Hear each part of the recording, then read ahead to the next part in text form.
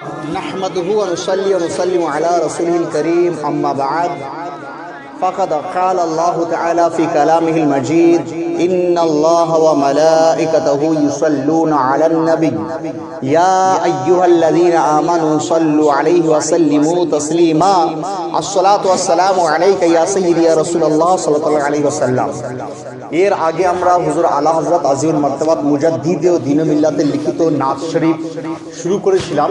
তার শেষ অংশ আজকে পড়ে ইনশাআল্লাহ আমরা আমাদের জিকির আজকারের দিকে যাব। नात शरीफ जेटा हुजूर आला हजरत लिखा बंदा मिलने को करीब हजरत कादिर गया लमाए बातिन में गुमने जलवाए जाहिर गया। এর শেষ অংশে যেখানে আমরা ছিলাম তারপর থেকে হুজুর আলা হযরত এখানে লিখছেন মুঝকো दीवाना बताते हो मैं ओ होशियार हूँ, मुझको दीवाना बताते हो मैं ओ होशियार हूँ, पाओ जब तौफे हरम में थक गए सर फिर गया। আলা হযরত তিনি বলছেন যে আমাকে দিওয়ানা বলছো, তোমরা দিওয়ানা মানে পাগল, আমাকে পাগল বলছো, আমি তো পাগল নই, আমি তো হচ্ছি আসল হুঁশিয়ার। কেমন হুঁশিয়ার? তাওয়াফ করতে করতে যখন আমার পা একদম ক্লান্ত হয়ে পড়ে তখন আমি আমার মাথার দ্বারা হাঁটতে শুরু করে দিই।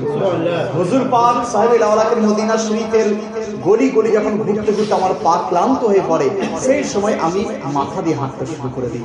তাহলে হুজুর আলা হযরত কত বড় আশিক রাসূল ছিলেন, ইশকে কত সুন্দর তিনি মোহাব্বত পেশ করতেন। দেখুন তাহলে শেরের মাধ্যমে শুনে এটা मुझको दीवाना बताते हो मैं ओ होशियार हूँ, मुझको दीवाना बताते हो मैं ओ होशियार हूँ, पाओ जब तौफे हरम में थक गए सर फिर गया, पाओ जब तौफे हरम में थक गए सर फिर गया, बंदा मिलने को करीब हजरत कादिर गया लम्हाए बातिन में गुमने जलवाए जाहिर गया। এরপর আলা হযরত তিনি বলছেন যে ইয়া রাসূলুল্লাহ ইয়া হাবিবাল্লাহ, আপনি তো বলেছেন যে সবচেয়ে বড় শত্রু হচ্ছে জালিম নফস, আমার দিল অন্তর হচ্ছে তার সঙ্গে যুদ্ধ করার কথা আপনি বলেছেন। ইয়া রাসূলুল্লাহ ওই নফস আমাদেরকে এমন বালার মধ্যে পেরেশানির মধ্যে ফেলে দেয়, ইয়া রাসূলুল্লাহ আপনি মাদাদ করুন, আপনি সহযোগিতা করুন, না হলে তার হাত থেকে ছুটকারা আমাদের পক্ষে সম্ভব হচ্ছে না।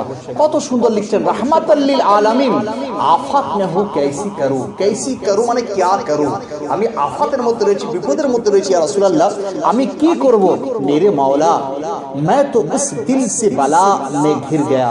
ইয়া রাসূলুল্লাহ ইয়া হাবিবাল্লাহ আমি দিল থেকে যেন মনে হচ্ছে আমার দিল যেন সেই বালার মধ্যে ঘিরে পড়েছে, আপনি আমাদের রক্ষা করুন, আপনি আমাদের রক্ষা করুন। তাই আলা হযরত লিখছেন रहमतुल लिल आलमी आफत में हूँ कैसे करूँ, रहमतुल लिल आलमी आफत में हूँ कैसे करूँ, मेरे मौला मैं तो इस दिल से बला में घिर गया, मेरे मौला मैं तो इस दिल से बला में घिर गया, बंदा मिलने को करीब हजरत कादिर गया लम्हाए बातिन में गुमने जलवाए जाहिर गया। এরপরে একটা মুজিজা রাসূল পাকের মুজিজাকে আলা হযরত বর্ণনা করছেন, মাত্র 2 লাইনে বর্ণনা করে দিয়েছেন। মুজিজা কি? রাসূলের কায়নাত যখন ইসলাম প্রচার করছিলেন সেই সময় আপনার মুশরিকরা কাফিররা বেদিনে ওনাকে ঘিরে ফেলেছিল। ঘিরে ফেলার পর রাসূলের পাককে মানে বিভিন্ন ধরনের আপনার মানে পেরেশান করার জন্য তারা যখন প্রস্তুত হচ্ছিল, রাসূলের পাক হাতের মধ্যে এক মুঠো কাপড়কে নিয়েছিলেন, বালিকে নিয়েছিলেন, বালিকে নেওয়ার পর যখন ছুঁড়ে দিয়েছিলেন, দেখুন আমরা যদি বালি কাউরের চোখের দিকে ছুরি একটা লোককে লাগবে, দুটো লোককে লাগবে, কিন্তু রাসূল পাকের মুজিজা এমন ছিল সেখানে যত কাফির ছিল সমস্ত কাফিরের চোখের মধ্যে লেগে গেছিল। আর কাফিরা করলো কি আগে না দেখতে পেলে সব চোখের মধ্যে এমন অবস্থা হলো তারা পিছনে উঠতে শুরু করলো। তো এই হাদিসটা আলা হযরত এখানে বর্ণনা করেছেন। তিনি কি বলছেন?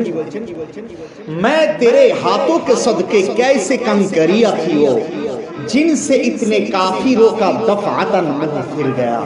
ইয়া রাসূলুল্লাহ, ইয়া হাবিবাল্লাহ, আপনার হাতের মধ্যে, আপনার হাতের সাদকা যে ওই কাঁকর যেগুলো আপনার হাতের মধ্যে ছিল, যে যার দ্বারা আপনি এমন ভাবে ফেঁকেছিলেন যে কাফিররা তারা আপনার দিকে এগিয়ে আসছিল, ধাবিত ছিল, কিন্তু ওই কাঁকরের আঘাতে তারা একদম পিছন দিকে মুড়তে শুরু করে দিয়েছিল।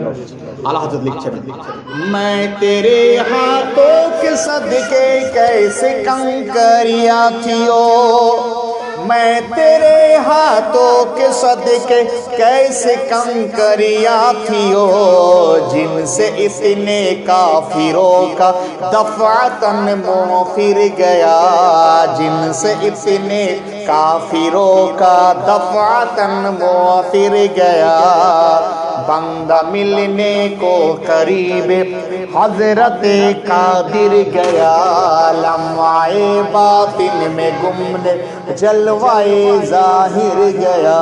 আবার আরেকটা মুজিজার কথা আল্লাহ বর্ণনা করছেন। মদিনা শরীফ একটা জায়গা যেটাকে বলা হচ্ছে আপনার আসহাবে সুফফার চবুতর। আসহাবে সুফফা মানে 70 জন সাহাবী যারা আপনার সব সময় রাসূল পাকের দরবারে পড়ে থাকতো, সব সময় পড়ে থাকতো। খাবার 2 দিন 3 দিন খাবার থাকতো না, তব সত্যি কেউ আপনার খাবারের জন্য এদিক দিয়ে ছোটাছুটি করতেন না, ছোটাছুটি করতেন না, রাসূল পাকের দরবারেই পড়ে থাকতেন, দরবারেই পড়ে থাকতেন। ওনাদেরকে জিজ্ঞাসা করা হয়েছিল যে আপনারা তো ভুখা ক্ষুধার্ত, আপনারা এদিক ওদিক কেন যাচ্ছেন না? তারা বলতো দেখো দেখো রাসূল পাকের চেহারা মোবারকের দর্শন আমাদের ক্ষুধার্ত থেকে অনেক বেশি দামি, অনেক বেশি দামি। আর রাসূল পাক তিনি একটা হাদিস বর্ণনা করবেন, আমরা 4 দিন 5 দিন 6 দিন 10 দিন যদি খেতে না পাই আমাদের কোনো অসুবিধা নাই, কিন্তু রাসূল পাকের পবিত্র হাদিস যদি আমরা মাহরুম হয়ে যায়, শুনতে না পারি, তাহলে আমাদের জীবনে আপনার বৃথা হয়ে যাবে। তো আসহাবে সুফফা 70 জন ছিলেন, তাদের মধ্যে হযরত আবু হুরায়রা তিনি ছিলেন, হযরতে বেলাল তিনি ছিলেন। তো হযরতে আবু হুরায়রা তিনি বর্ণনা করেন যে 3 দিন 4 দিন আমার মধ্যে একটা দানা পর্যন্ত আমি পাইনি যে খাবো, ওখানে আমি পড়েছিলাম। তো আমি করলাম কি, কাউকে বলতেও পারি না, বলা চলে না। তো আমি রাস্তায় বসে আছি, কেউ যদি আমাকে দেখে মায়া করে কিছু খাবার দিয়ে দেয়, তো হযরত আবু হুরায়রা তিনি বলেন যে আমি দেখলাম যে সিদ্দিক আকবর তিনি আসছেন, ওনার সঙ্গে আমি কথা বললাম, তারপরে রাসূল আকরাম তিনি চলে এলেন। রাসূল পাক আমাকে দেখে প্রথমেই বলে, হে আবু হুরায়রা চলে এসো আমার সঙ্গে, আমার সঙ্গে দিক চলে এসো, আমাকে সঙ্গে করে নিয়ে গেলেন। যাওয়ার পর নিজের হুজরা মোবারকের মধ্যে প্রবেশ করালেন এবং ঘরের ভিতরে আওয়াজ দিলেন যে খাবার কিছু রয়েছে। তো উম্মাল মুমিনিন উম্মাহাতুল মুমিনিন ভিতর থেকে আওয়াজ দিলেন যে ইয়া রাসূলুল্লাহ, ইয়া হাবিবাল্লাহ, 1 পেয়ালা দুধ রয়েছে, মাত্র 1 পেয়ালা দুধ রয়েছে। রাসূল পাক বলেছেন ওই দুধ দিয়ে দাও। তো 1 পেয়ালা দুধকে দিয়ে দেওয়া হলো। রাসূল পাক হযরত আবু হুরায়রার হাতে দিয়ে দিলেন, দিয়ে বলেন, হে আবু হুরায়রা, তুমি প্রথম ওই 70 জনাকে পান করিয়েছো, 70 জনাকে পান করাও, 70 জনাকে পেট ভরে পান করাবে। রাসূল পাকের মুজিজা দেখুন, একে একে পান করছিলেন, পান করার পর যখনই ছাড়ছিলেন আবার যেমনকার তেমনই হয়ে যাচ্ছিল, আবার যখন খাচ্ছিলেন আবার ছাড়ছিলেন যেমনকার তেমনই। এইভাবে 70 জনা আসহাবে রাসূল পেট ভরে দুধ পান করেছিলেন। যখন 70 জনা একদম আপনার ক্ষুধা নিবারণ হয়ে গেল, পিপাসা মিটে গেল, রাসূল পাক হযরত আবু হুরায়রাকে বলছেন যে আবু হুরায়রা, এরপর তুমি পান করো, তুমি পান করো। হযরত আবু হুরায়রা একবার পান করলেন, রাসূল পাক তিনি বলেছেন আবার তুমি পান করো, আবার দ্বিতীয়বার পান করলেন, আবার রাসূল পাক বলেছেন আবার পান করো। তৃতীয়বার পান করার পর হযরত আবু হুরায়রা তিনি বলছেন, ইয়া রাসূলুল্লাহ, পেটে আর জায়গা নাই, আমি অনেক পান করে ফেলেছি, শেষে যেটা বেঁচে ছিল সেটা আমার রাহমাতুল লিল আলামিন। রাসূল পাক তিনি পান করতে শুরু করেছিলেন, তিনি পান করতে শুরু করেছিলেন। তাই সেই মুজিজার কথা আল্লাহ হযরত তিনি বলছেন যে কিউ জনাবে আবু হুরায়রা খাও कैसा জামে শির, জামে শির মানে দুধের পেয়ালা। হে আবু হুরায়রা, কিউ জনাবে আবু হুরায়রা, হে আবু হুরায়রা কেমন ছিল ও कैसा জামে শির, ওই দুধের পেয়ালা কেমন ছিল, जिससे 70 সাহিবো কা দুধ সে মুঁহ ফির গয়া, যাদের 70 সাহাবী তাদের মুখের কাছে নিয়ে তাদের একদম পেট পুরে তারা পান করেছিল। কত বরকত বললো সেটা ছিল।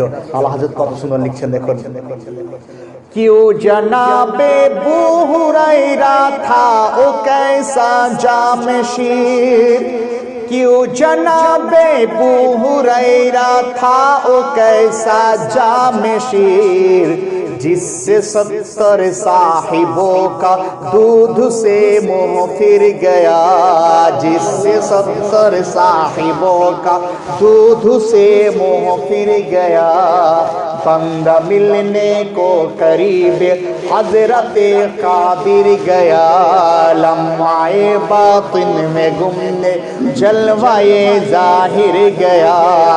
এরপর আলা হযরত আলহামদুলিল্লাহ আমাদের কথা বলছেন, বলুন সুবহানাল্লাহ। সুন্নি মুসলমানের কথা বলছেন, সুন্নি মুসলমানের আলা হযরত তিনি বলছেন ওয়াস্তায়ে প্যারে কা ऐसा हो कि जो সুন্নি মরে, যখন কোন সুন্নি ইন্তেকাল করে, যখন ইন্তেকাল করে তারপর কি বলছেন ইউ না ফরমায়ে তেরে শাহিদ কে ও ফাজির গয়া, যেন কোন লোক এটা না বলে সুন্নি যখন ইন্তেকাল করে যেন এটা না বলে সে ফাজির ছিল, গুনাহগার ছিল, ফাসিক ছিল, এইটা মন্তব্য যেন কেউ না করে, কেউ মন্তব্য যেন না করে। কি বলছেন যে তার জন্য যেন কি হয় আরশ পে ধুমে মাচি ও মুমিন সালেহ মিলা, আরশ থেকে আওয়াজ আসে যে একটা মুমিন সালেহ তিনি দুনিয়া থেকে ছেড়ে আসছেন, আর ফরশ পে মাতম উঠে ও তয়্যিব ও তাহির গয়া, আর ফরশ বলে তারা বলে যে পবিত্র লোক সে দুনিয়া থেকে সে বিদায় নিল।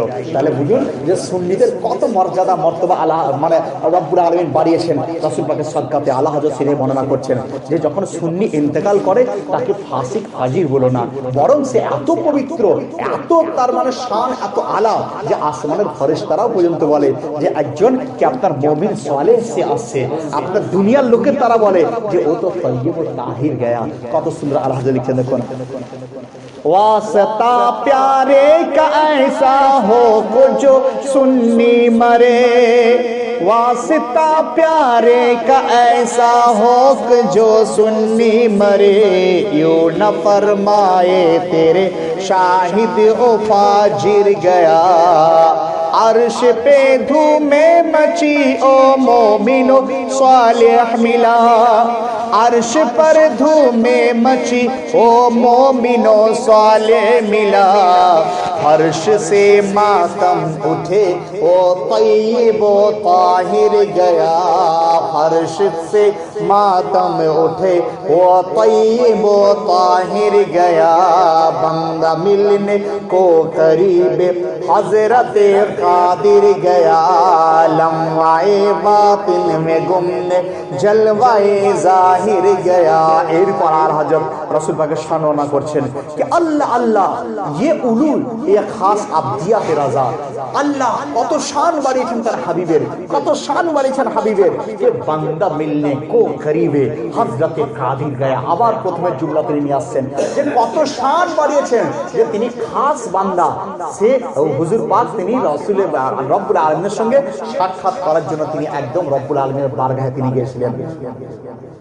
अल्लाह अल्लाह ये बोलो ए खास अब्दियत रजा, बंदा मिलने को करीब हजरत कादिर गया। आला हजरत शेषে বলছেন যে ঠোকরে খাতে ফিরোগে উনকে দর पर पड़ रहो, তোমরা যদি ওনার দরবার ছেড়ে দাও তাহলে কিন্তু ঠোকর খেতে শুরু করবে, লাত খেতে শুরু করবে, এদিক ওদিক ভটকাতে শুরু করবে। অতএব যদি ভটকাতে না চাও, ঠোকর খেতে যদি না চাও তাহলে উনকে দরবার पर रहो, রাসূল পাকের দরবারই তোমরা পড়ে থাকো, রাসূল পাকের দরবারই পড়ে থাকো, পড়ে থাকো। তারপর আল্লাহ তিনি বলেছেন যে মদিনা শরীফ থেকে কাফেলা যখন চলে যায় তখন আমি বলি যে হে কাফেলা চলে গেছে অসুবিধা কিচ্ছু নাই, যেন আমি রাসূল পাকের দরবারে আমি পড়ে থাকি।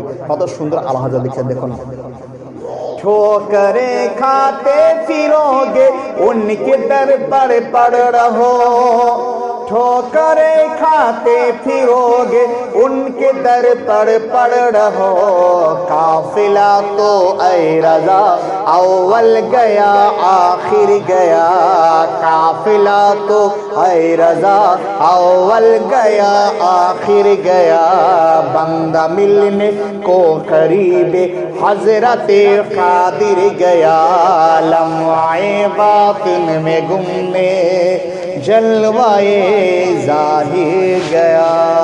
अल्लाहुम्मा